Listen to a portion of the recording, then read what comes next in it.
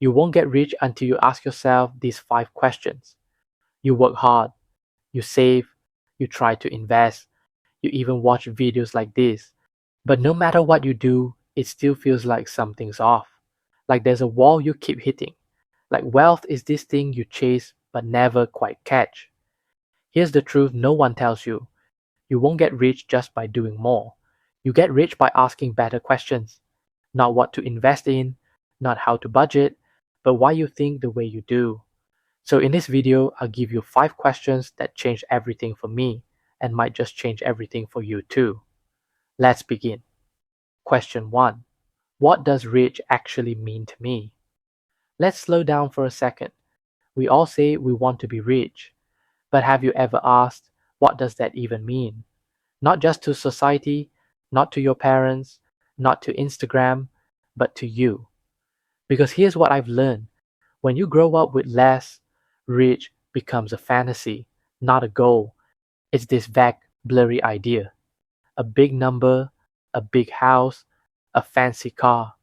You think, if I get that, I'll be happy. But deep down, you're not even sure what you're chasing. And that's dangerous.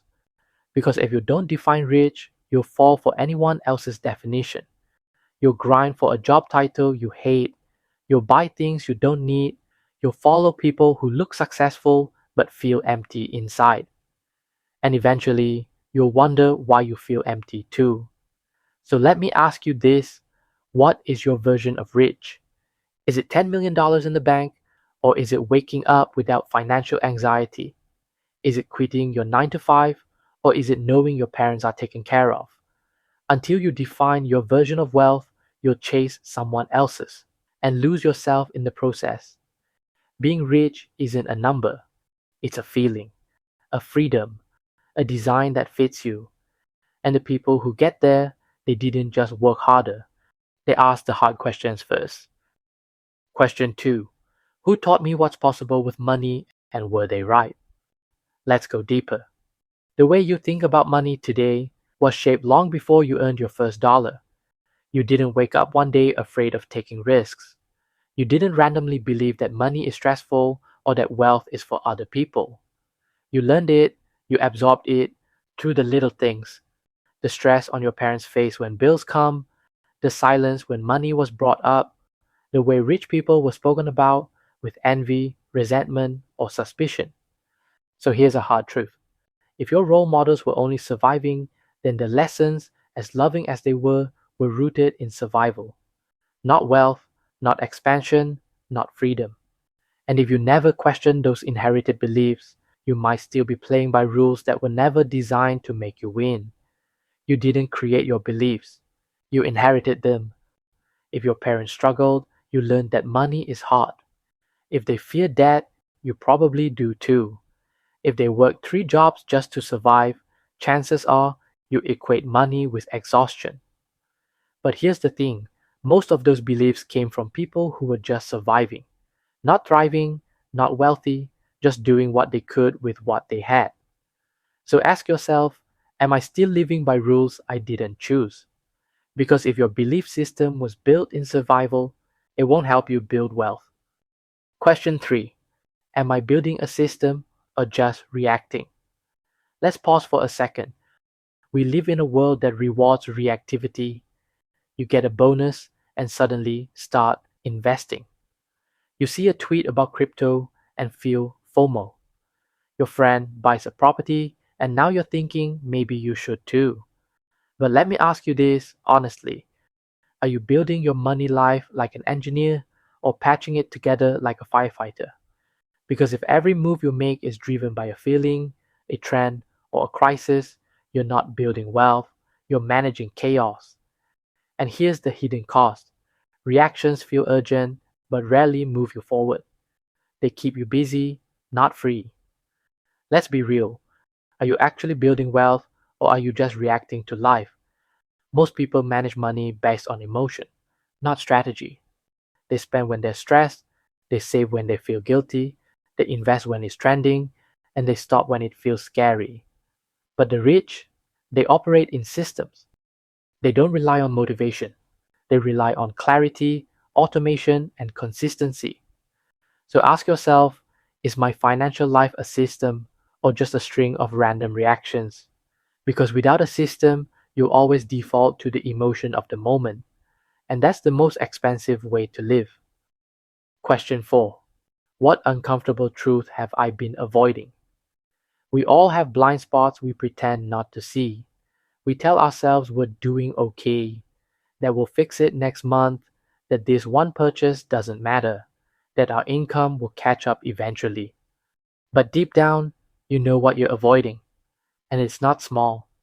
It's the guilt when you open your banking app, the shame when you scroll past people doing better, the constant voice in your head saying, I should have figured this out by now.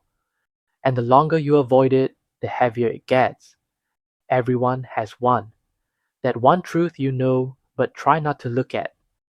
Maybe it's your spending, maybe it's your fear of risk, maybe it's that you're not as disciplined as you pretend to be.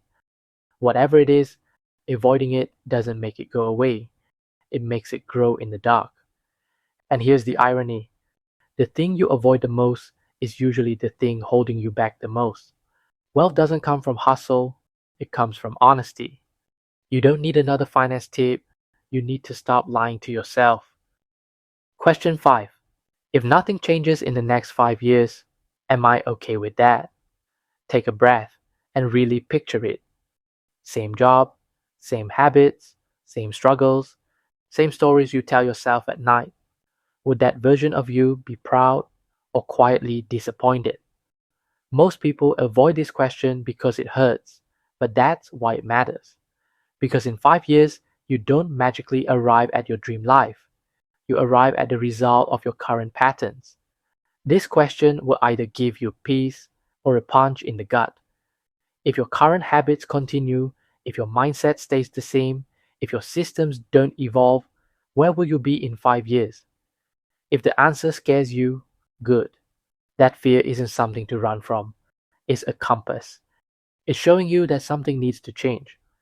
Because 5 years from now, you'll either be glad you started or still making excuses. Final truth. Most people aren't stuck because they lack resources. They're stuck because they never pause to reflect.